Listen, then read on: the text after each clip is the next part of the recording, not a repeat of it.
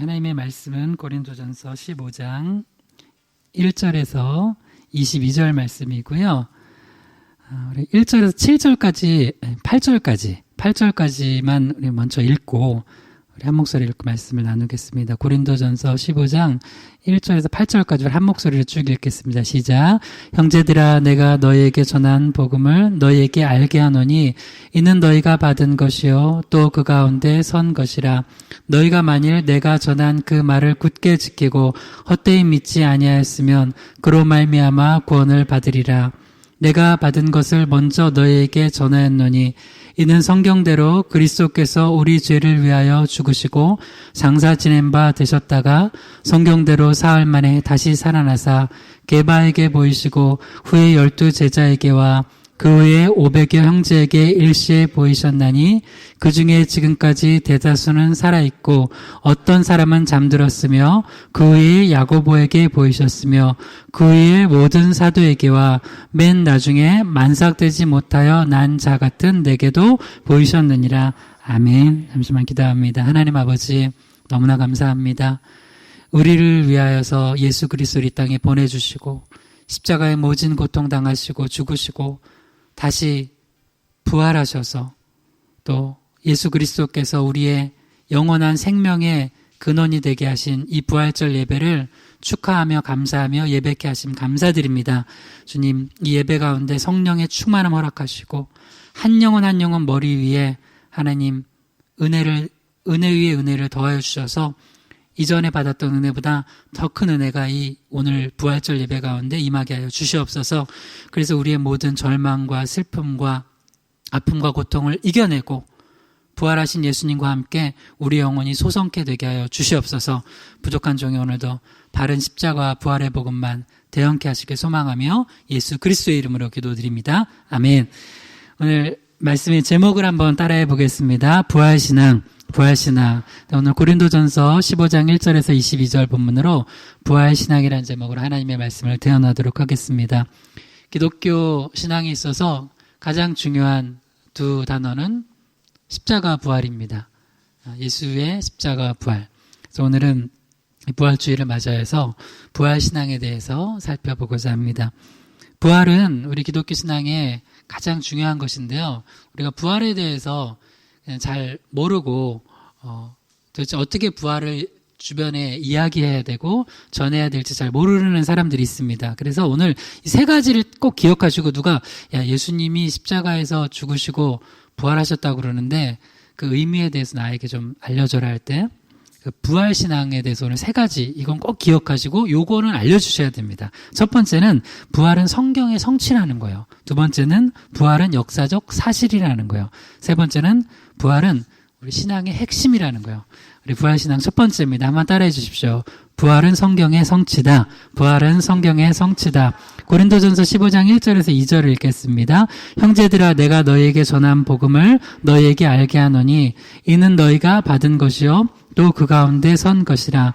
너희가 만일 내가 전한 그 말을 굳게 지키고 헛되이 믿지 아니하였으면 그로 말미암아 구원을 받으리라.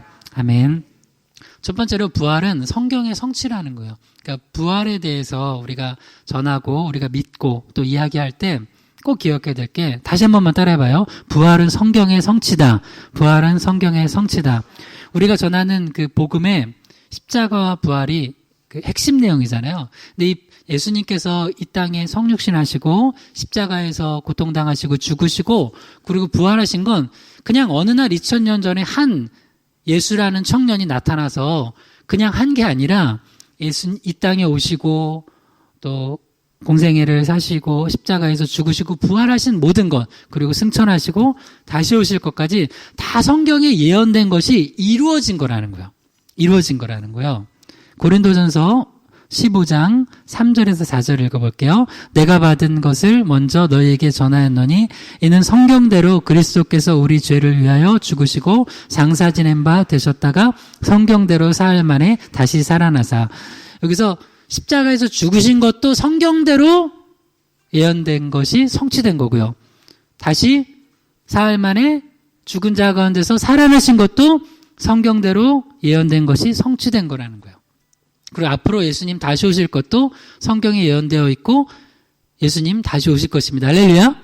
그래서 이 십자가와 부활은 그냥 지어낸 이야기나 그 당시에 그냥 어떤 한 사람이 십자가에 못 박히고 그리고 혹은 뭐 살아났다는 얘기가 있더라가 아니라 철저하게 창세기부터 요한계시록까지 그리고 이제 예수님 당시에는 이제 구약의 모든 내용이 모세와 선지자와 또 시편에 기록된 모든 게 예수님의 십자가와 부활을 초점으로 해가지고 그것을 예언하고 이루는 내용으로 되어 있다는 거예요.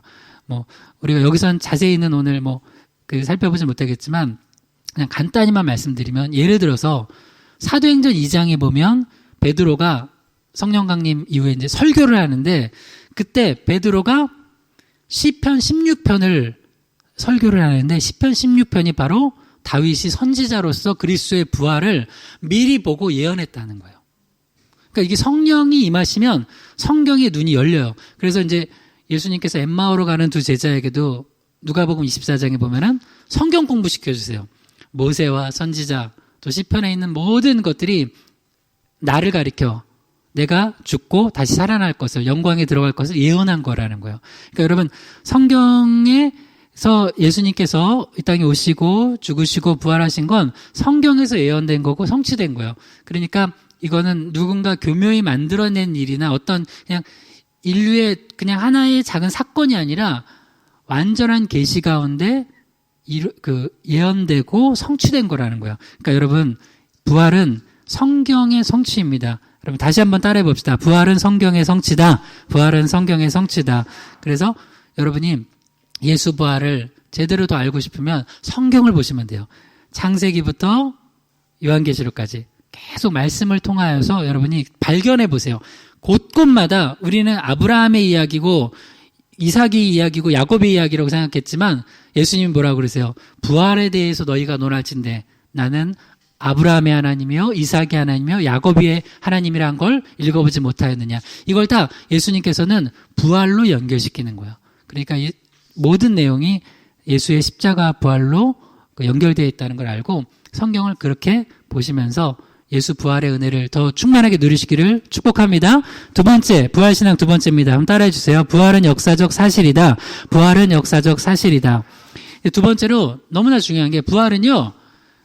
예수 이거 믿는 거 아니죠? 교회 다니면서도 부활을 무슨 그냥 어떤 의미 목사님, 그 부활의 의미 그게 중요한 게 아닙니까? 중요하죠. 근데 진짜 중요한 건 부활은 역사적 사실이라는 거예요.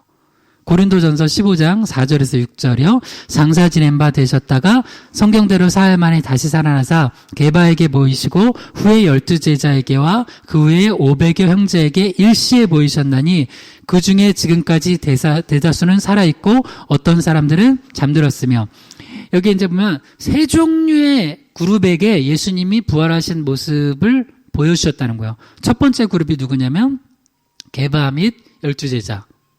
게바는 베드로죠. 베드로와 12제자는 예수님 살아생전에 공생에 같이 했던 그런 그룹이었어요. 물론 십자가 앞에서는 예수님을 부인했죠. 그런데 이들에게 예수님이 나타나셨다는 거예요. 그리고 이들만이 아니라 또 12제자 말고도 예수님 살아생전에 그 공생의 기간 동안 예수님을 믿고 의지하고 따르던 많은 사람들이 있었어요. 또 그 500의 형제에게 일시에 보이셨대요. 동시에. 이건 무슨 내용이냐면 부활이 꾸며낸 이야기가 아니라는 거예요. 그래서 우리는 부활을 증거하는 거예요. 부활의 증인이 되는 거예요. 할렐루야. 그래서 우리가 예수님 부활하셨습니다 할 때는 이런 증인들의 고백이 이어져서 우리가 그거를 지금은 신앙의 고백으로 우리는 그 눈으로 그 시대에 보지 못했지만 그런 확실한 건 그 부활의 증인들의 말들을 우리가 이어받아서 부활의 증인이 된다는 거예요. 이 말씀이 쓰여질 당시에 대다수는 살아있고 또 어떤 이들은 잠들었으며 이렇게 돼 있었는데요.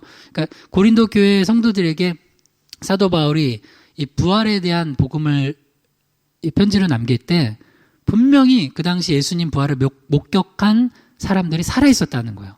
그 다음 그룹 봐요. 고린도전서 15장 7절에서 9절이요. 그 후에 야고보에게 보이셨으며 그 후에 모든 사도에게와 맨 나중에 만삭되지 못하여 난 자 같은 내게도 보이셨느니라. 나는 사도 중에 가장 작은 자라. 나는 하나님의 교회를 박해하였으므로 사도라 칭함 받기를 감당하지 못할 자니라. 그 다음 두 번째 그룹이 누구냐면 야고보. 이 야고보는 예수님 제자 야고보가 아니라 우리 야고보서 쓴 야고보, 예수님의 형제예요. 근데 왜 이 야고보에게 보이셨으며를 이제 기록해놨냐면 이 고린도 전서 15장 7절에 야고보에게 보이셨다는 이 의미는 원래 예수님을 그 공생의 기간 동안엔 예수님의 형제들이나 가족들은 믿었어요, 안 믿었어요? 안 믿었어요. 심지어 예수님 설교하고 계실 때 저 미쳤다고 그렇게 했어요. 근데 예수님이 십자가에서 죽으시고 부활하시고 나중에 그 성령 강림을 경험하는 그 그룹의 120문도 중에 예수님의 어머니와 또 그 형제들이 포함돼요. 왜 그랬을까요? 어떻게 이런 일이 벌어졌을까요? 바로 예수님의 부활을 목격했기 때문에 그래요. 앞에서 첫 번째 그룹은 누구였다고요? 게바, 베드로를 중심으로 한 12제자였어요. 그 500의 형제들이었어요. 근데 지금 뭐가 바뀌고 있냐면 예수를 안 믿던 사람들이 부활 이후에 예수를 믿었다는 거예요. 무슨 일이 일어난 거예요. 여러분 갑자기 어떤 사람이 어느 날 봤는데 이 사람은 담배를 하루에 3갑씩 피는 사람이야. 근데 어느 날 갑자기 봤는데 담배 한 대 필래요? 줬는데 안 펴. 무슨 일이 있었던 거야. 무슨 일이 있었을까요? 물론 예수 믿고 다 끊으면 제일 좋겠지만 갑자기 폐암 3기 선고를 받거나 그래가지고 갑자기 막 예전에는 담배 냄새 맡던 좋아 막 이렇게 하다가 저는 싫어요. 담배 연기. 네.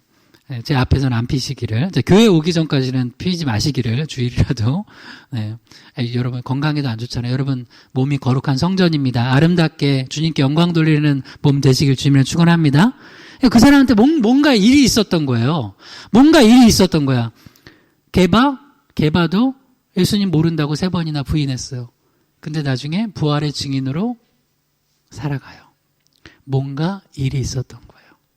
여기도 야고보, 그 형제들, 그 어머니, 뭔가 일이 있었던 거예요. 그 다음 또 고린도전서 15장 7절에서 이제 8절, 9절 쭉 보면 사도 바울이 세 번째 그룹, 나에게도 맨 나중에 만삭되지 못한 자 같은 내게도 보이셨대요. 9절만 읽어봐요. 고린도전서 15장 9절이요. 나는 사도 중에 가장 작은 자라 나는 하나님의 교회를 박해하였으므로 사도라 칭함 받기를 감당하지 못할 자니라. 어떤 사람이에요? 사도 바울은? 사울이죠. 사울은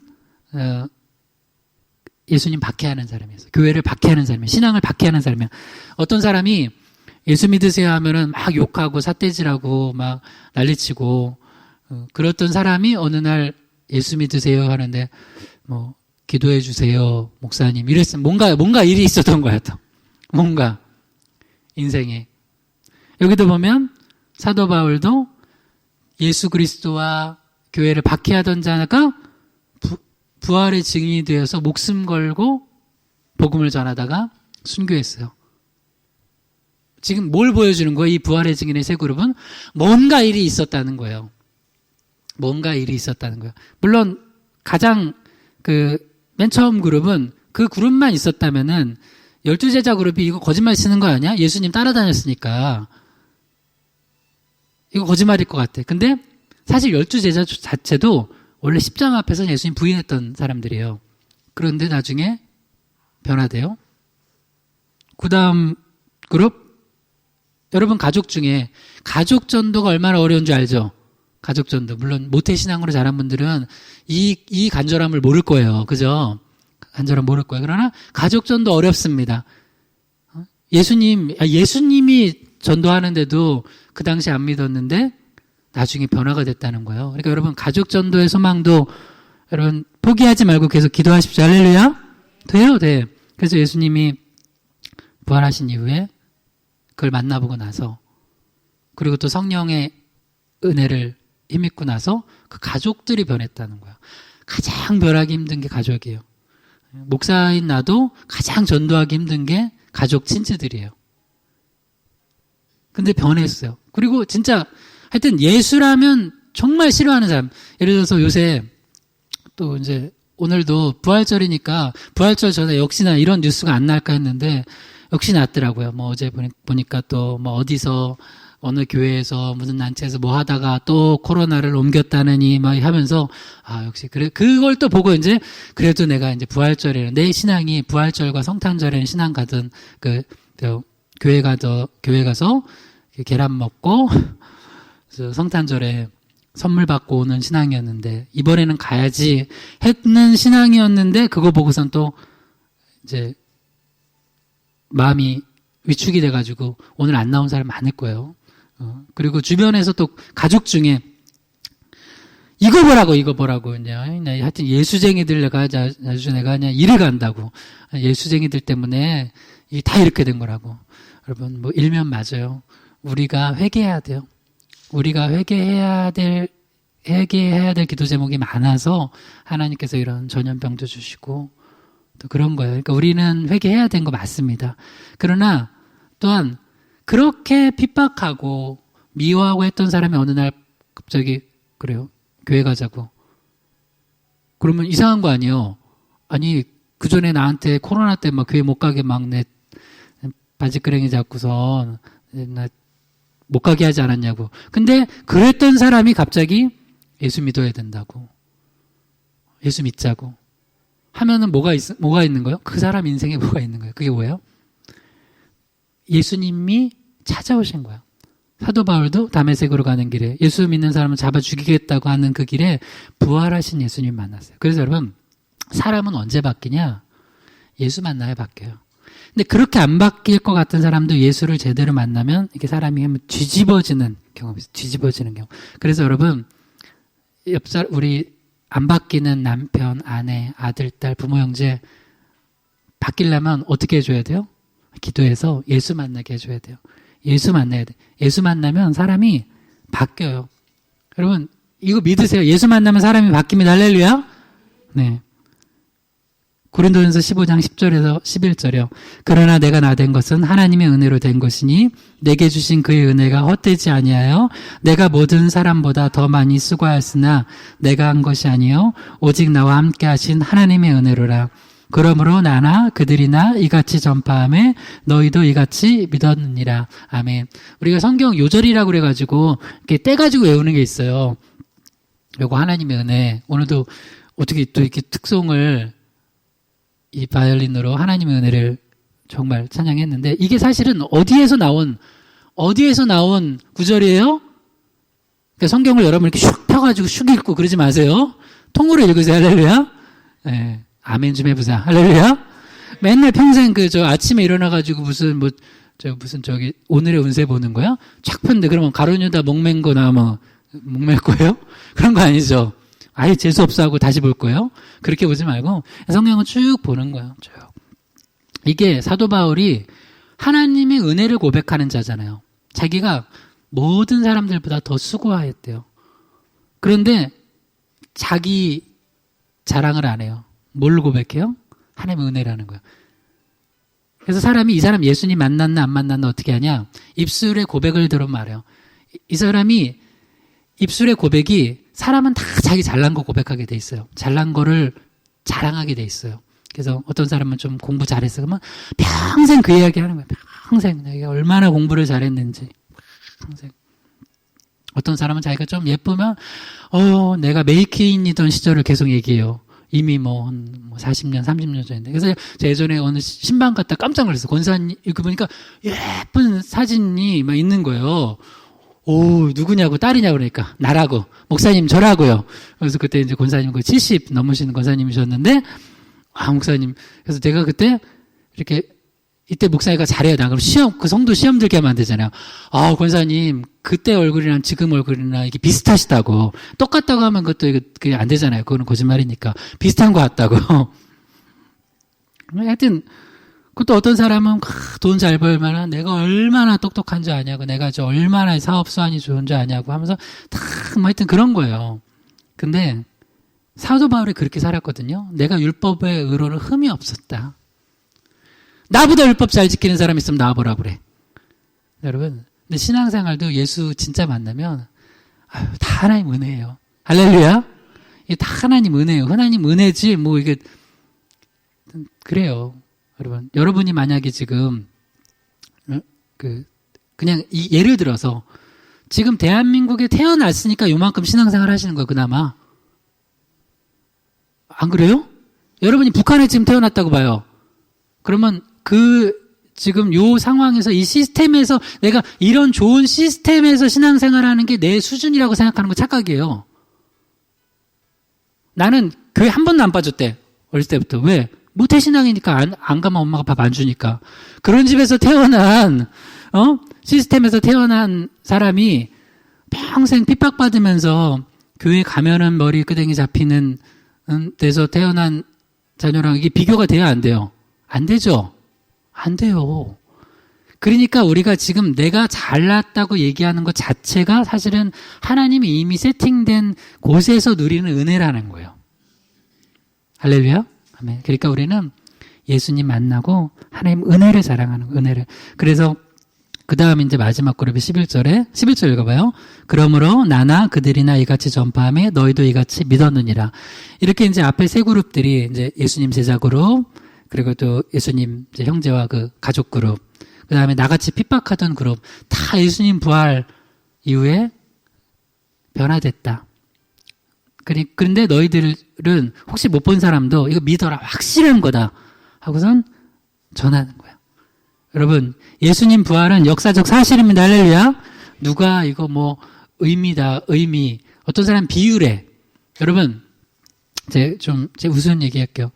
여러분, 예수님 십자가의 죽으심과 부활을 비유라고 여기면 여러분 구원도 비유로 받습니다. 천국도 비유로 가요. 여러분, 예수님 살아계십니다. 할렐루야. 진짜 구원 받으세요. 할렐루야. 진짜 천국 가세요. 할렐루야. 마지막 세 번째. 부활 신앙 세 번째입니다. 한번 따라해주세요. 부활은 신앙의 핵심이다. 부활은 신앙의 핵심이다.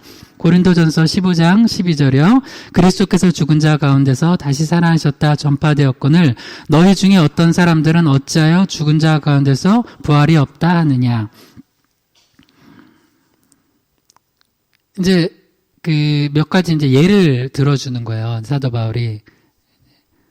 죽은 자 가운데서 예수님이 다시 살아나셨고, 이렇게 전파가 됐어요. 아까 앞에 봤던 세 그룹, 제자 그룹, 또 그 가족 그룹, 나 같은 핍박자들도 부활 경험하고 그걸 보고 이렇게 전파하고 있는데, 너희 중에 알지도 못하면서 어찌 죽은 자 가운데 부활이 없다 하느냐. 지금 예를 들어서 부활 없다 하는 사람들은 본 사람이 안 본 사람이에요.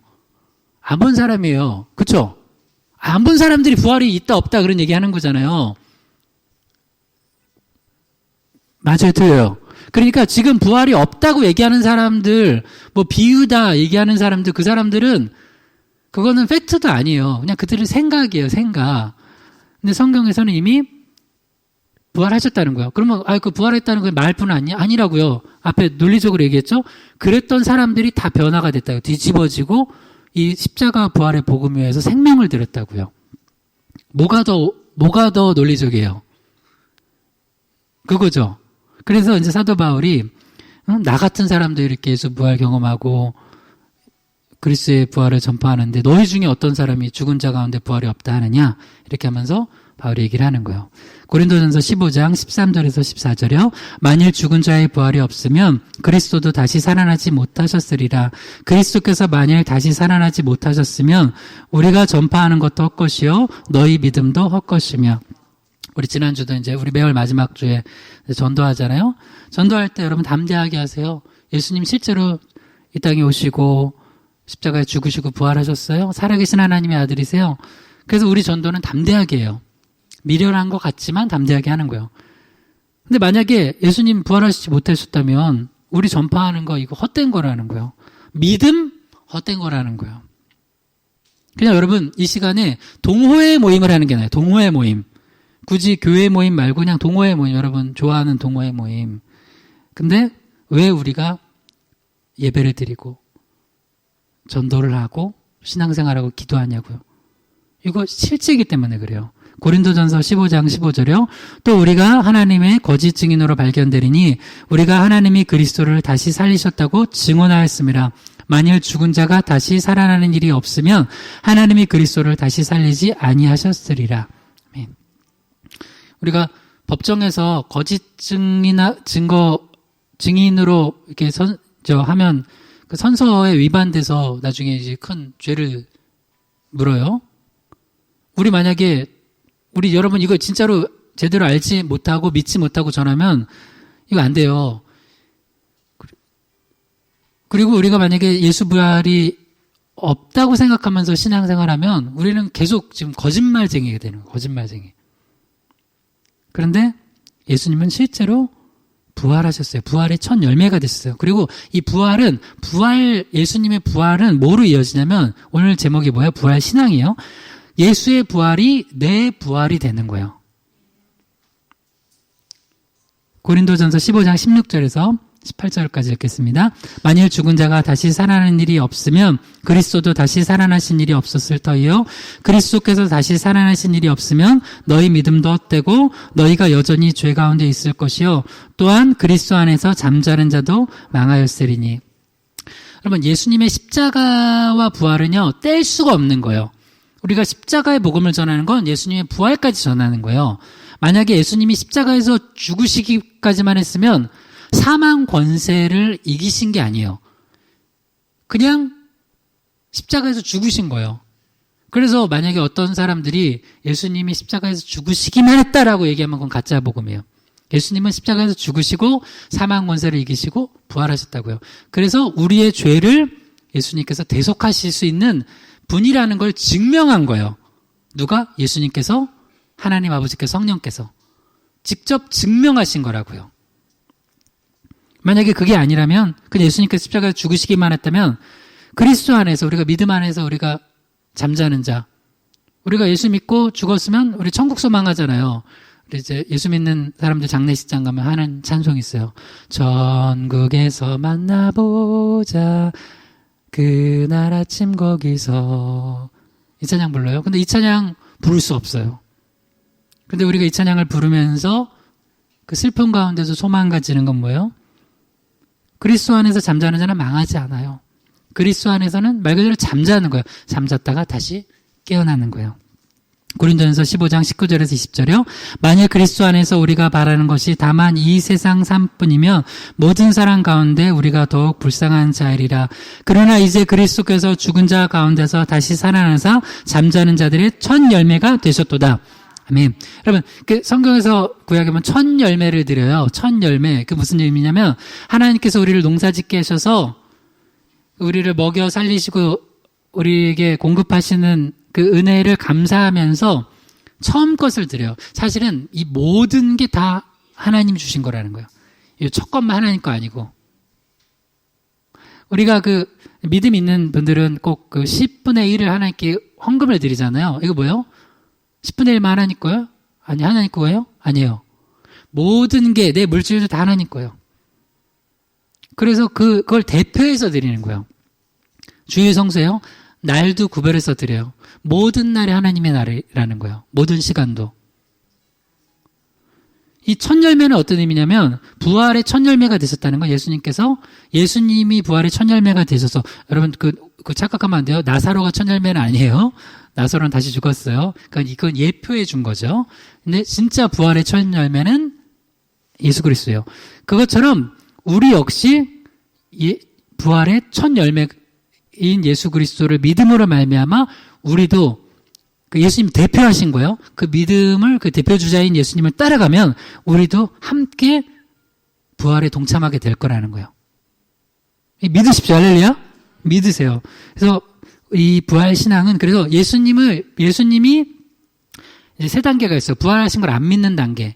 그럼 부활을 믿어야 돼요. 근데 예수님이 부활하셨다는 것만 그냥 아는 것 단계에서 끝나는 게 아니라 예수 부활이 내 부활이 된다는 거예요. 예수 생명이 내 생명이 된다는 거예요. 그걸 믿는 것까지가 참된 복음이고 참된 믿음이라는 거예요. 그리고 마지막으로 이 말씀 우리 읽고 함께 기도합시다. 고린도전서 15장 21절에서 22절을 같이 읽겠습니다. 시작. 사망이 한 사람으로 말미암아 말미암았으니 죽은 자의 부활도 한 사람으로 말미암는도다. 아담 안에서 모든 사람이 죽은 것 같이 그리스도 안에서 모든 사람이 삶을 얻으리라. 역시 여기서도 대표를 얘기해요. 대표성. 아담 안에서 모든 사람이 죽었어요. 아담이 죄를 범해서 모든 사람이 죽은 거예요. 그것처럼 예수님께서 우리를 위하여서 십자가에서 죽으시고 우리 죄를 용서해 주신 걸 믿는 자들은 예수님을 믿음으로 말미암아 그 한 사람 예수 그리스도로 말미암아 사는 거예요. 이 대표성이 이해가 안 되면 내가 요새 걸로 얘기해 줄게요. 왜 우리가 지금 코로나 때문에 입 막고 다녀요? 어딘가에서 지금 한 사람이 그 코로나가 걸려서 전파가 됐어요. 그게 어떻게 돼요? 싹 전파되고 있잖아요. 그래서 여러분 그걸 믿으니까 이거 믿으니까 나름 이렇게 방역을 하는 거 아니에요? 이게 대표예요, 대표. 이게 영향력이라는 거예요. 근데 이 영적인 영원한 영향력 두 가지를 얘기했어요. 아담이 죄를 져서 사망에 이르렀어요. 그게 영원한 사망으로 이르는 거예요. 그래서 예수 안 믿는 자들에게는 생명이 없어요. 근데 또 예수 그리스도를 믿음으로 말미암아 그 한 분 예수 그리스도께서 생명의 길을 열어놓으셨어요. 그래서 그 영향력이 예수 그리스도의 십자가 부활을 믿는 자들에게는 영원한 생명의 효력이 미치는 거예요. 여러분, 이게 바로 부활의 신앙입니다. 세 가지를 얘기했습니다. 첫 번째는 한번 따라해 봅시다. 우리 기도 제목 삼고 이렇게 전해주려고요. 첫 번째요. 부활은 성경의 성취다. 부활은 성경의 성취다. 두 번째, 부활은 역사적 사실이다. 부활은 역사적 사실이다. 세 번째요. 부활은 신앙의 핵심이다. 부활은 신앙의 핵심이다. 신앙의 핵심이에요. 신앙의 핵심. 우리가 이 땅에서의 삶만 생각하고 신앙생활 한다면 그건 사두개인 같은 어리석고 불쌍한 신앙인이에요. 그래서 부활은 신앙의 핵심이다. 우리에게 궁극적인 신앙의 목적이다 생각하고 이 부활의 신앙을 잘 간직하고 우리 주님 오실 그날까지 이 부활의 소식을 전하는 저와 여러분 되길 주님을 축원합니다.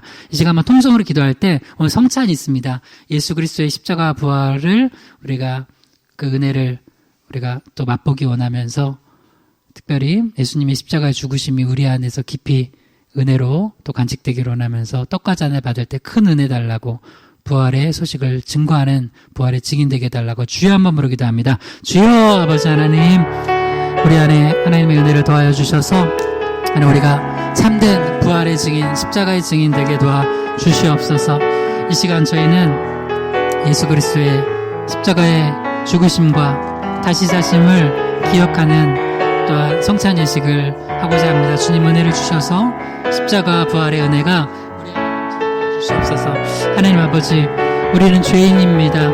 어디에서 와서의 삶이 어디로 가는지 모른 채 살아가는 자들이지만 하나님의 은혜 가운데 우리를 불러주셨사오니 오늘 이 성찬을 통하여서 또 예배를 통하여서 우리의 가는 길, 우리의 삶 모든 걸 주님께 의탁드리게 하여 주시옵소서. 예수님의 이름으로 기도드립니다. 아멘.